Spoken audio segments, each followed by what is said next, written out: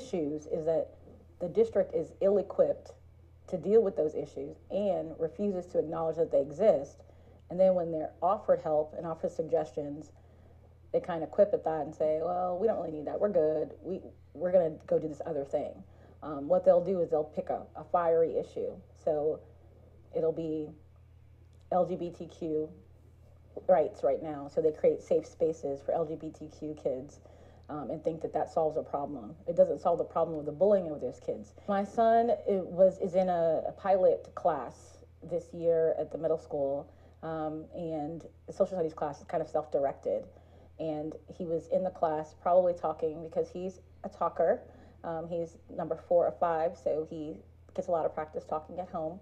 But his teacher apparently said to him, or admitted to saying to him, that if he didn't get back on task, then his friends were going to form an angry mob and lynch him. First, I thought my son misunderstood the teacher. He must have misunderstood the teacher, but she confirmed that that was exactly what she said. And for me, the issue that she said it, that's a problem. But that she didn't see anything was wrong with what she said was a bigger problem. We can't protect them from everything. But over the past 4 years, I'll say, increasingly in Mason, it's been harder for me to raise my son here.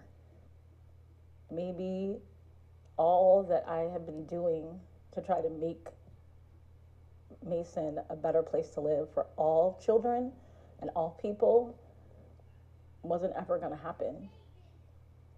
We have to stand up when things are wrong. We have to say it's wrong. And if we don't, then we're doing not only ourselves a disservice, we're doing our entire generation a disservice.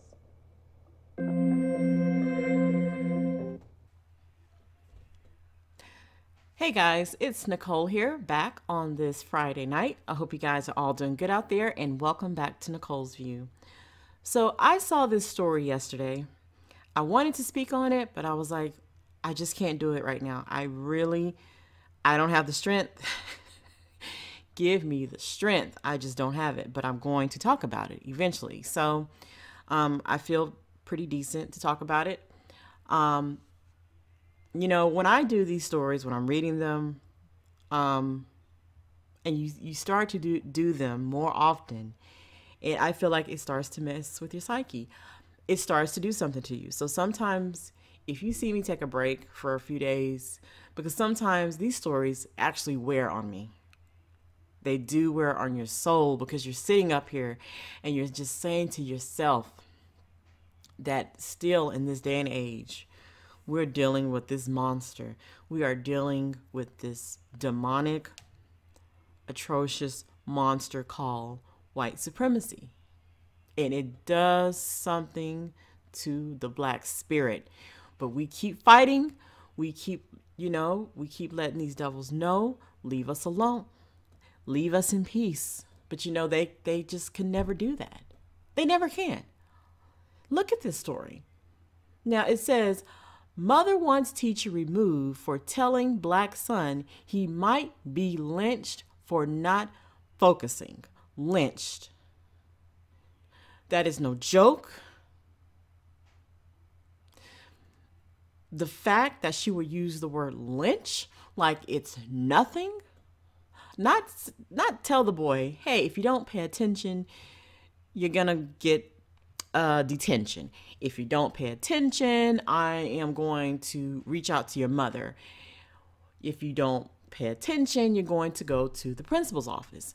Okay, whatever happened to that? That's even if she was being serious. The way they made it sound, she was joking, like, hey, you better focus or you might get lynched. So I don't even think, from what I remember in this story, I don't even think she was like meaning it in a serious way, but she said it. She said the word lynch. And we know the history behind the word lynch. We know many of our people, their last sight was swinging from a tree.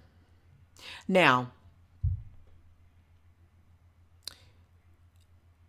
this teacher, if she is not fired and dealt with,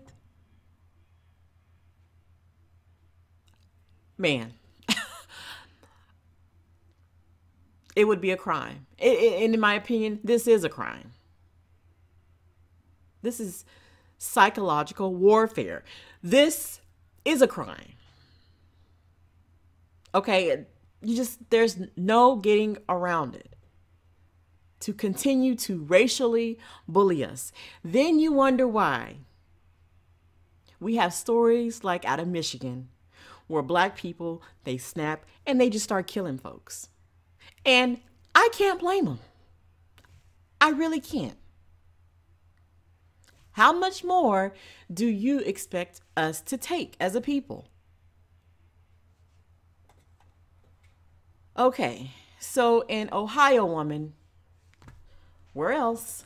Ohio, is demanding her African-American son, white middle school teacher, be removed from the classroom after officials said the educator admitted telling him his classmates might lynch him if he didn't focus on his studies. Tanisha Agi Bell, 43, told ABC News on Thursday that the incident occurred at Mason School in a suburb of Cincinnati the first week of December. So this happened basically last month. She said that about a week after the incident, her son Nathan, 13, told her about the confrontation that occurred in front of his classmates. He was in class and the teacher told him that if he didn't get on task, his friends are going to form an angry mob and lynch you. Agi Bell said, adding that the school is predominantly white. When she said that, he said back to her, "That's racist." She approached him and said, "Why do you think that's racist? I would never do anything to hurt you." You see this here? This is psychological. This is racism at a psychological level. She is messing with this boy's psyche, making him think he's crazy. Oh, come on. It's not a big deal. It's just a joke. It's not a joke. She meant it. She didn't say it to a white student. She didn't say this to Billy or Heather, did she? She said it to the black boy. She said it to 13-year-old black boy, Nathan. I guarantee you she's a Trump supporter. School officials said that the teacher, Renee Toll, I don't even know if that's how you say her last name, but who gives a damn, who has been employed at the school since 2004, admitted making the racially insensitive comment to Nathan. I would say, yes, the teacher did confirm she said that. Tracy Carson, a spokeswoman for the Mason School District, told ABC News she immediately recognized she had done something wrong. She knew beforehand. She knew the words that were forming in her brain and coming out through her mouth. She meant what she said. Carson said there are no plans to remove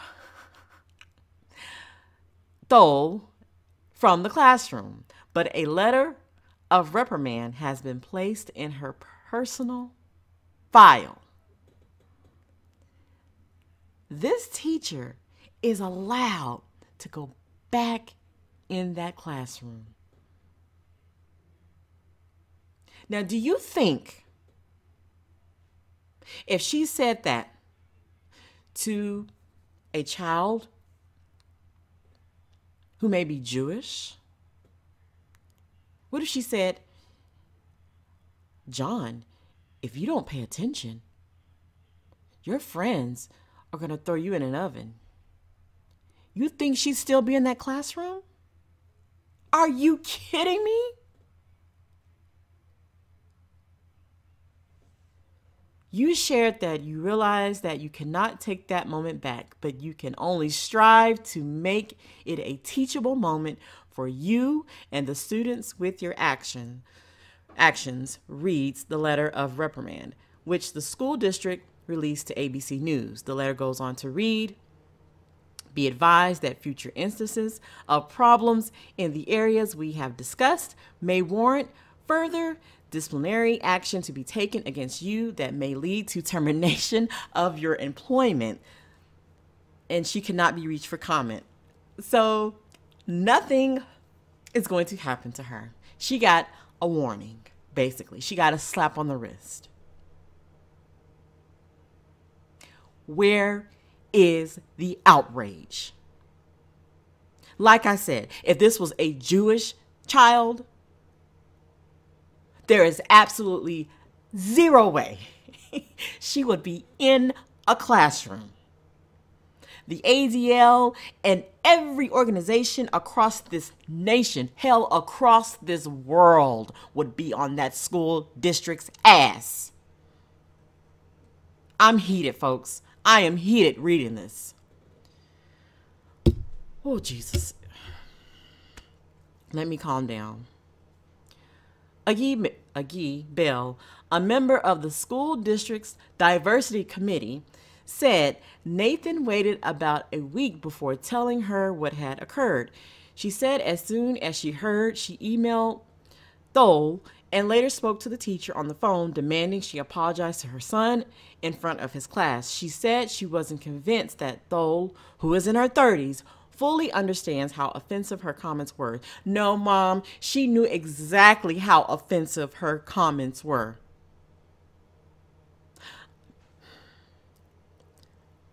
How can I say this without coming across ugly, mean? I don't know where this son's father is. I wonder. I really, really wonder, because I see so many of these stories like this. There's only a mother around and they're wanting an apology and this and that. Oh my God. Is there any male presence in that area to help this mother? I'm sorry. There's absolutely no way. There's no way. Even if I did not have the dad around, somebody is going to hear it. Somebody ass is going to get kicked. I told her that fact that you're a social studies teacher and you don't understand the racial implications of what you said to my son baffles me. Miss Bell, she knows exactly what she's doing. Black people, stop acting like these devils don't know. They know exactly what they're doing. This is on purpose. They're doing it on purpose. Oh, God. She said Thole told her that she made the comment to Nathan out of frustration that he wasn't focused on his schoolwork. So you could not have said anything else. Of course not, because you did it on purpose. I told her, next time you're frustrated, you're going to call him a N-word, a nigga.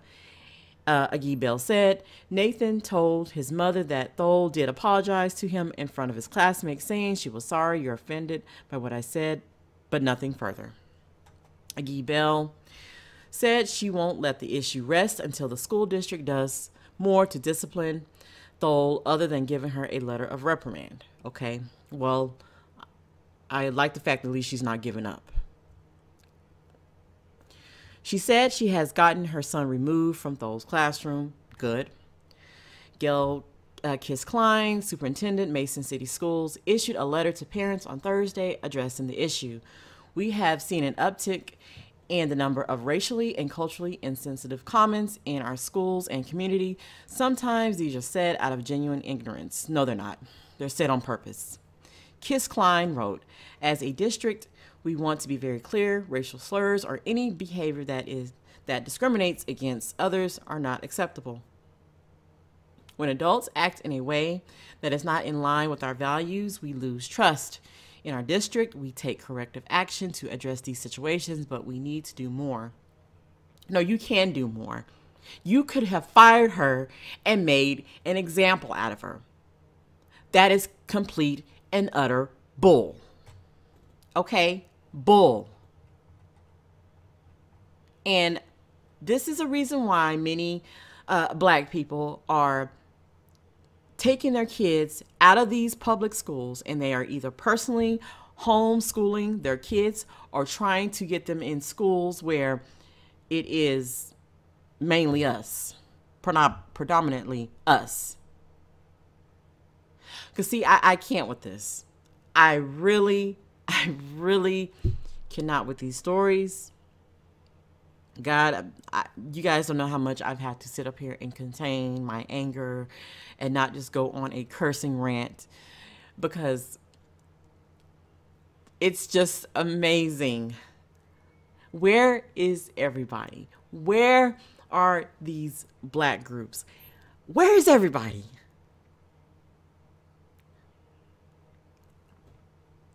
It just baffles my mind that this kid was told this.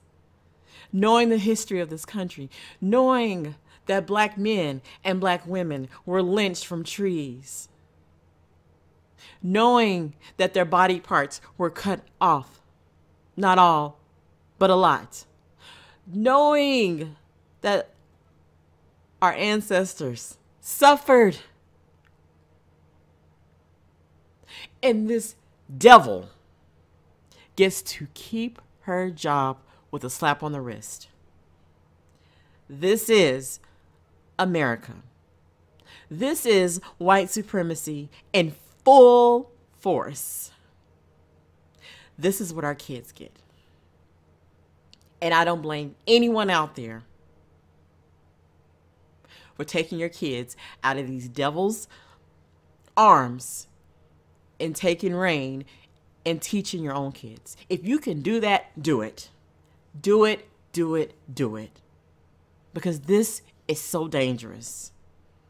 And she tried to play mind games with this boy. Like, oh, it's not a big deal. I really wouldn't do that. Then why would you even bring something that heinous up? You meant it.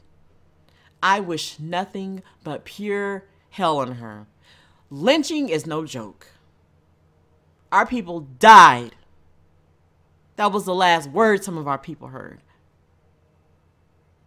About to string up and lynch this nigga or nigra. This is what we're talking about. This story needs to be everywhere. I'm done, because the more I sit up here and think about this story, the more angrier and just, Lord have mercy. Anyway, whew, you guys let me know what you think about this story. Like, comment, and subscribe. And I'll see you all in the next video.